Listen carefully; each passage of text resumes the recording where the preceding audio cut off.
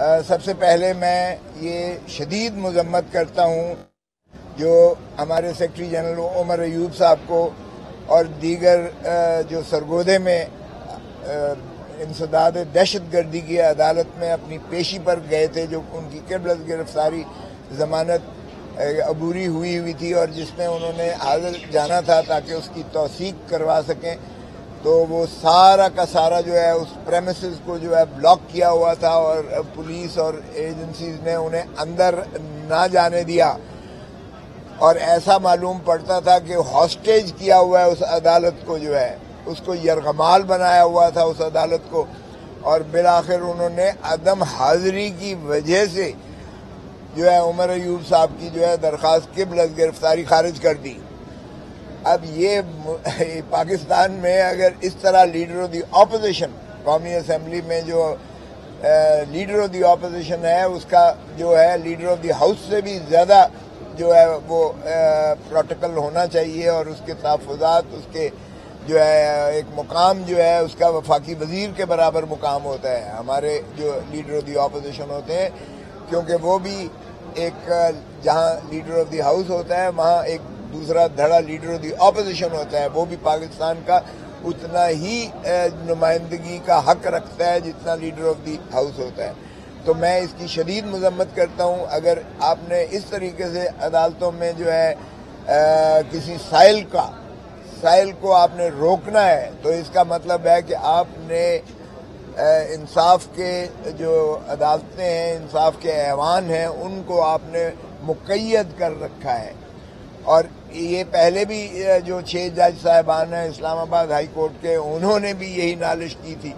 کہ یہ ایگزیکٹو اور ایجنسیز جو ہیں یہ ہمارے نظام عدل میں مداخلت کر رہی ہیں، اور ہمیں یہ جو ہے فری اینڈ فیئر جو ہے جسٹس دینے سے یہ ہمیں روکے ہوئے ہیں، ہمیں مانے کیے ہوئے ہیں۔ اور ہم نے دیکھا کہ کس طریقے سے جو سزائیں کی گئی تھیں عمران خان صاحب کو، وہ کس طریقے سے عدالتوں میں جب بالا عدالت میں آئی تو ان کو کس طریقے سے اٹھا کے باہر پھینک دیا گیا اور ان کو بری کر دیا گیا یا ان کو ضمانت پر رہا کر دیا گیا۔ اب بھی اگر ہمارا یہ سمجھتے ہیں کہ لیڈر آف دی اپوزیشن ہے یا جو مخالف جماعت کے ایم این ایز یا پارلیمنٹیرینز ہیں، ان کو اسی میں الجھائے رکھیں گے اور وہ اپنی ضمانتوں کے لیے ہی بھاگتے پھریں گے کہ پہلے ایک آپ نے عدم پیروی میں خارج کروائی، پھر وہ ہائی کورٹ میں جائے، ہائی کورٹ پھر اسے ریمانڈ کرے، اور پھر جو ہے دہشت گردی یا انسداد دہشت گردی کی عدالت میں پھر وہی ہو، تو میں سمجھتا ہوں کہ یہ قابل مذمت ہے۔ سارے اخباروں نے اور سارے ٹیلی ویژن نے کل دکھایا کہ کس طریقے سے عمر ایوب صاحب جو ہے وہ عدالت کا چکر لگا رہے تھے، اور انہیں جو ہے وکلاء کے ساتھ جانے سے بھی انہیں روک دیا گیا تھا۔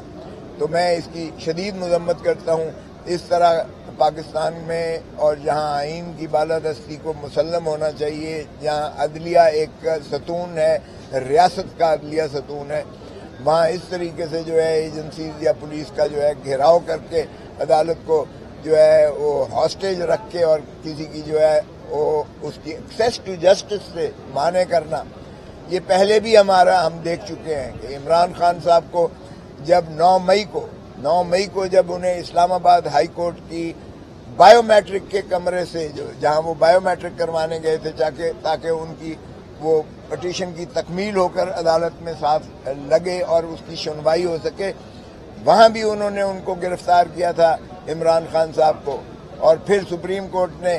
11 تاریخ کو ان کی اس گرفتاری کو کالعدم قرار دیا، اور انہوں نے کہا اس طرح سے انصاف کے راستے میں حائل ہونا، رکاوٹیں قائم کرنا، یہ آئین کے متصادم ہے،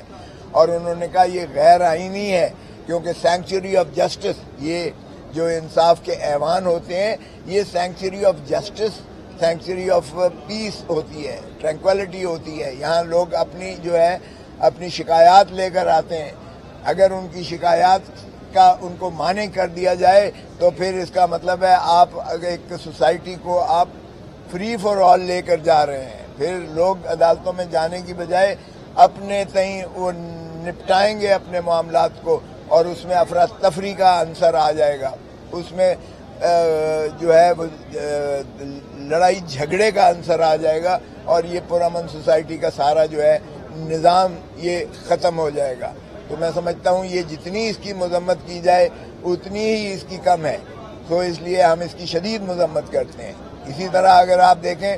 تو یہ جو ڈیفیمیشن لا جس کو ایک ایکٹنگ گورنر نے، اب دیکھیں کیسے ہو رہا ہے۔ میں خود گورنر رہا ہوں، اب جب یہ اسپیکر صاحب اس وقت، اب پیپلز پارٹی بھی احتجاج کناں ہے اور ان کے گورنر سردار سلیم صاحب اس کو بالکل نہیں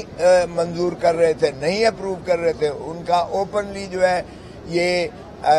بیانیہ آیا تھا، اخباروں میں بھی آیا، ان کے انٹرویوز بھی ہوئے۔ انہوں نے کہا کہ تحفظات دور کیے جائیں صحافی برادری کے، آپ اس طریقے سے گلا کسی کا نہیں دبا سکتے۔ آپ right of speech, right of information, ایک ڈائسینٹنگ نوٹ،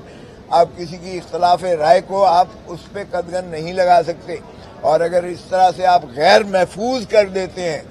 اور کسی کو آپ ہی اس کا تعین کرتے ہیں کہ یہ خبر جو ہے وہ کس انداز سے، کس پیرائے میں، کس دائچے میں، کس میں دی گئی ہے، تو پھر تو کوئی بھی خبر نہیں دے سکے گا، اور اس لیے کہ معیار آپ نے اپنے پاس رکھ لیا ہے۔ تو یہ ڈیفیمیشن لا جو ہے یہ آئین سے متصادم ہے، بنیادی حقوق کے یہ جو ہے ماورا ہے۔ اور اسپیکر صاحب نے پہلے تو وہاں کرسی پر بیٹھ کر اسمبلی میں پاس کر دیا، بلڈوز کر دیا اپوزیشن کے بغیر، اور کسی ایون اپوزیشن تو ایک طرف رہی، ان کے اپنے ایلائز کو بھی کانفیڈنس میں نہیں لیا گیا۔ پیپلز پارٹی کہہ رہی ہے ہمیں تو اعتماد میں ہی نہیں لیا گیا، ہم نے تو ووٹ ہی نہیں دیا، ہمیں تو پتہ ہی نہیں ہے۔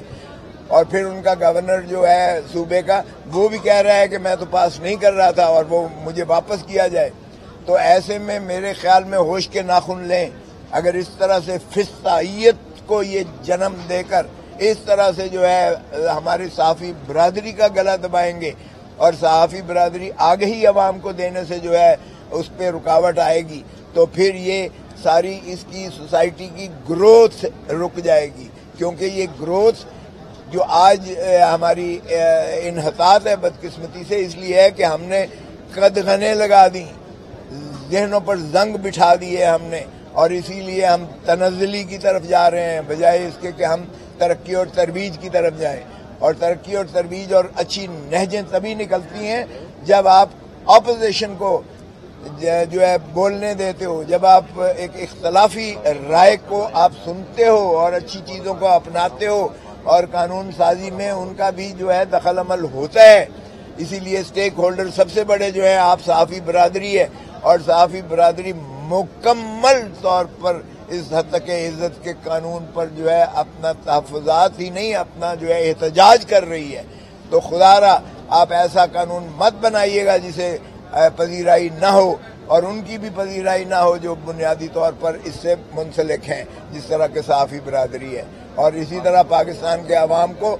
آپ ان کا گلا اس طرح سے دبا نہیں سکتے ہیں، کیونکہ یہ بنیادی حقوق کے متصادم ہے۔